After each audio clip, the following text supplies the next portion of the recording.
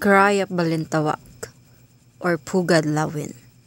The cry of the rebellion in Pugad Lawin marked the start of the Philippine Revolution in 1896, which eventually led to independence of the country in 1898. Ngunit ang pangyayari na ito ay nagbigay kalituhan sa mga marami. Sa kadahilanang ang first cry of the Philippine Revolution ay hindi tiyak ang exact date and location kung saan ito nangyari. Nakadagdag pa sa kalituhan ng karamihan ang pagkakaroon nito ng iba't ibang bersyon. Ang bersyon na ito ay binubuo ng apat. Una ay kay Pio Valenzuela's controversial Cry of Pugad Lawin. Pangalawa, Santiago Alvarez, Cry of Bahay Turo. Pangatlo, Gregorio de Jesus version of the first cry.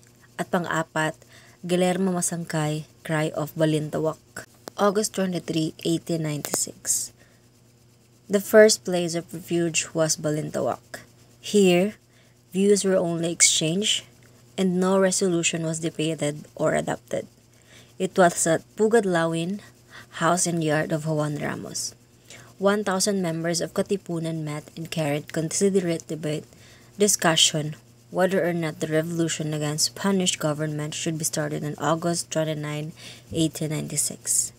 And only Teodoro Plata protested and fought against the war.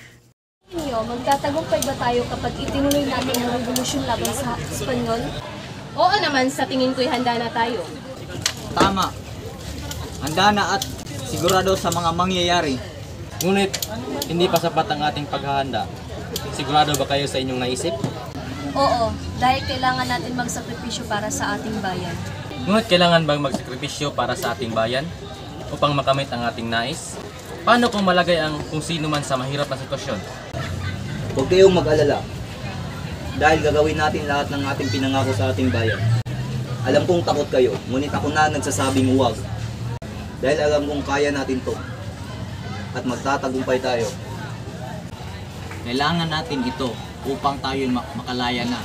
Ito na ang panahon upang tayo naman ang marinig. August 23, 1896. As early as 10 o'clock in the morning, at a place called Sampalucan, Barrio of Bahay Toro, about 500 Katipuneros met together, eager to join Andres Bonifacio. August 24, 1896, the Supremo decided to hold a meeting inside the Big Board. Under his leadership, the meeting began at 10 o'clock in the morning and adjourned at 12 o'clock noon. Sa pagtitipon na ito, nais kong ipaalam sa inyo na ito na ang tamang panahon upang tayo mag-alsa. Hindi na natin ito patatagalin pa. Sang-ayon ako dyan. Nararapatan aksyonan natin ang nais ng Katipunan upang tayo'y makalaya sa kamay ng mga Espanyol. Gayunpaman ay kailangan na nating wakasan ang pag-alipusta at pag-aalipin sa atin ng mga Espanyol. August 25, 1896.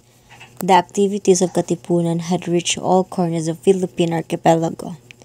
Its existence was discovered and some of the members arrested. Andres Bonifacio and other Katipuneros left the town after some days. It was then that the uprising began with the first cry for freedom. Lahat ng lihim ng mga Katipunan ay aking itatago kanino man. Natitiyak ko iyon. Ngunit ako'y nag-aalala at naaawa sa mga nagbuwis ng buhay ng ating bayan. Oo, totoo iyan. Ngunit naniniwala ako na parte ito ng pagkamit ng ating nais. Bagaman, kailangan natin maging malakas.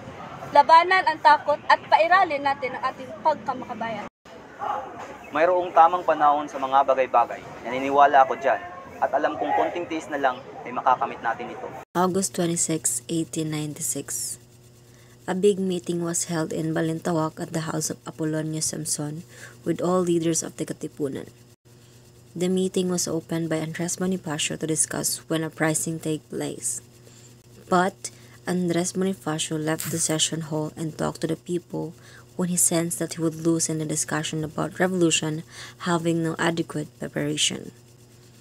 Bonifacio asked the people to give a pledge to revolt by destroying their sadala.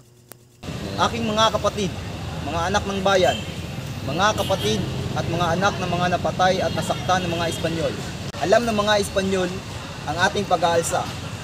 Nais kong ipaalam sa inyo, nais nila tayong gibain at buwagin sa ating mga nais.